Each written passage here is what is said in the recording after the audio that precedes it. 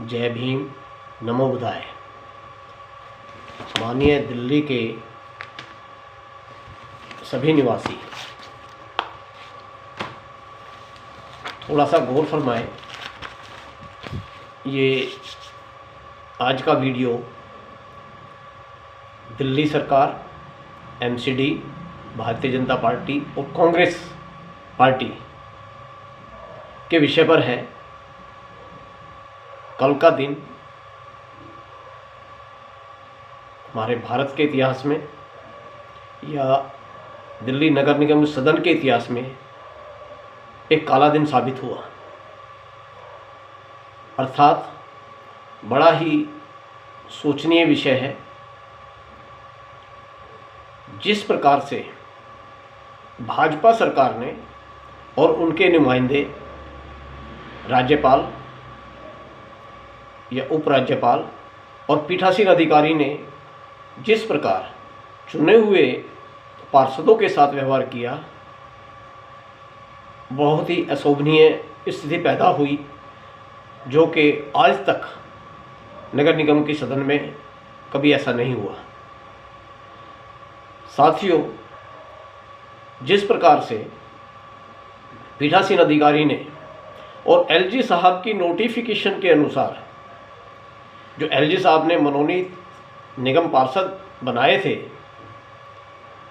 पहला तो सोचने का विषय यह है कि क्या सदन के अंदर बिना शपथ के पहले मनोनीत पार्षदों को शपथ दिलाई जाए, या मनोनीत पार्षदों को किसने मनोनीत किया और कैसे किया, जबकि जो जनता द्वारा निर्वाचित सदस्य थे या निगम पार्षद थे, उनके अपमान में उन्होंने सर्वप्रथम अपने चहेतों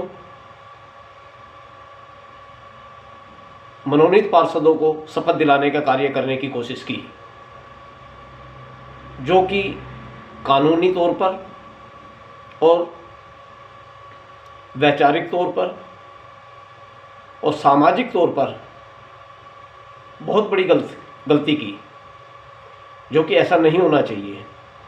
जिन लोगों को 250 लोगों को जनता ने निर्वाचित करके भेजा, उनका इस तरह से अपमान किया गया कि जो हमारे चहेते हैं, हम सर्वप्रथम उनको शपथ दिलाएंगे।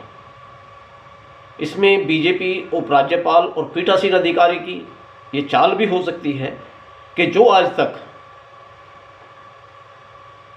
मनोनीत पार्षद मेयर और डिप्टी मेयर के चुनाव में वोट नहीं डाल सकते, उनको अधिकार नहीं है।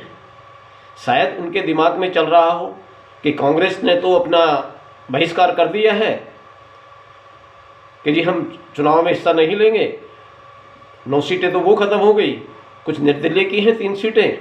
इस प्रकार से तुम अपने 10 मनोनीत पार्षद चुनाव में ले आओ, 9 पार्षद वो कम हो गए, तो संख्या बल के अनुसार कि आपका मेयर चुना जा सकता है या डिप्टी मेयर को चुन सकते हैं।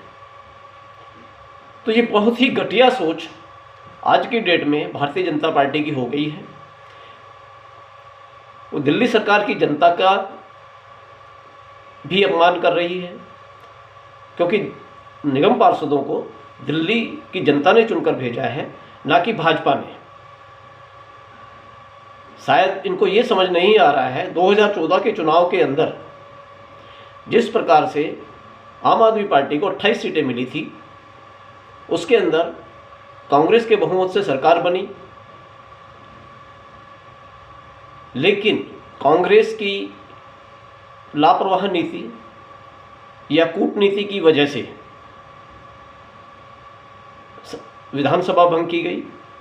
उसके बाद दिल्ली की जनता ने जिस प्रकार इनको नतीजा दिया, वो आपके सामने है कि 68 सीटें देकर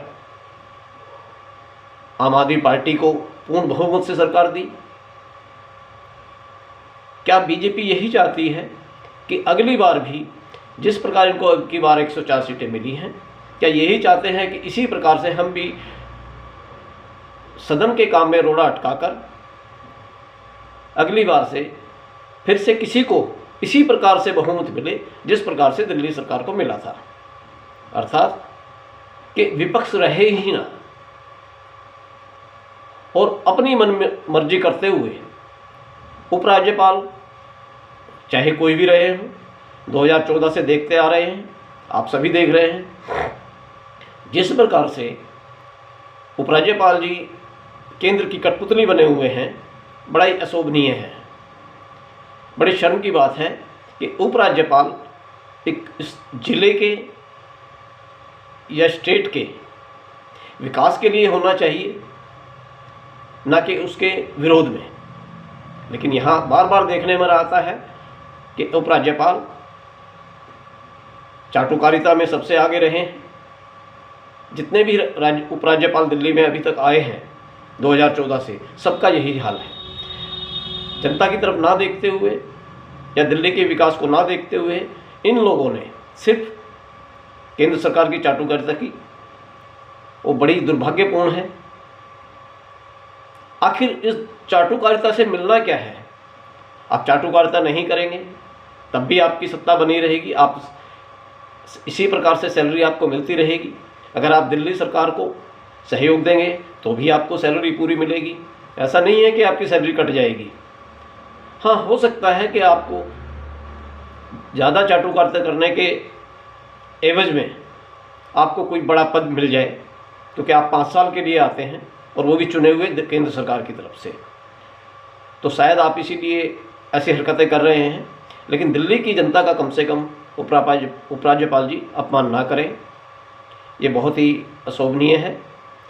दिल्ली की जनता सब देख रही है जिस प्रकार से आपने देश में गंदगी मचाई हुई है, केंद्र सरकार जैसे कर रही है वो भी सब देख रही है। तो आगामी चुनाव आने वाले हैं, लोकसभा चुनाव सर पे हैं, सिर्फ 1 साल बचा है।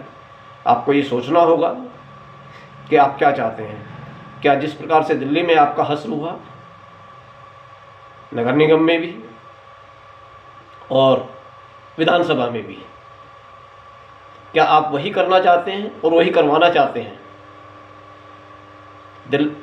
भारत की जनता या दिल्ली की जनता नहीं चाहती कि विपक्ष ना हो, ताकि कार्य सुचारू रूप से चल सके और देश और राज्य तरक्की कर सके। जिस प्रकार से दिल्ली के अंदर अभी अंजलि कांड चल रहा है, उसके अंदर उपराज्यपाल जी का कोई अभी तक बयान नहीं है। क्यों? क्योंकि उपराज्यपाल को कोई मतलब ही नहीं है, उसको तो अपनी चाटुकारिता करनी है। तो मेरे प्रिय दिल्ली वासियों, इस चीज़ का घोर विरोध करें।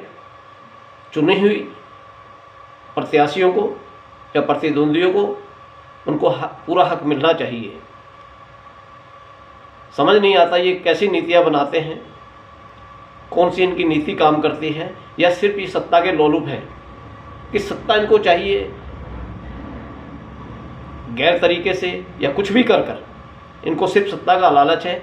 इनके मन से सत्ता का लालच नहीं निकल रहा है, अर्थात नैतिक तरीका अनैतिक तरीके से इनको सत्ता में बने रहना है। अरे बीजेपी वालों, शर्म करो। आपको जनता ने बहुमत नहीं दिया है, आप गलत तरीके से घुसने की कोशिश मत करो। और ये आपकी बहुत बड़ी चाल थी कि सदन के अंदर मेयर और डिप्टी मेयर ये आ ही ना सके, इसीलिए आपने ये गंदी हरकत की। उसके लिए आपको दिल्ली की जनता शायद क्षमा नहीं करेगी। आगे आने वाला समय आपको बताएगा कि आपने क्या किया और क्यों किया, और ये आपके लिए एक सबक होगा। आगे आने वाला इलेक्शन आपको सबक सिखाएगा। जिस प्रकार से आप लोग ये करते आ रहे हैं, बड़ा ही शर्मनाक है। मैं उम्मीद करता हूँ कि आगे आप सोच समझकर कम से कम जनता के हितों के साथ खिलवाड़ न करें। हमारी आपसे प्रार्थना है। धन्यवाद। जय हिंद।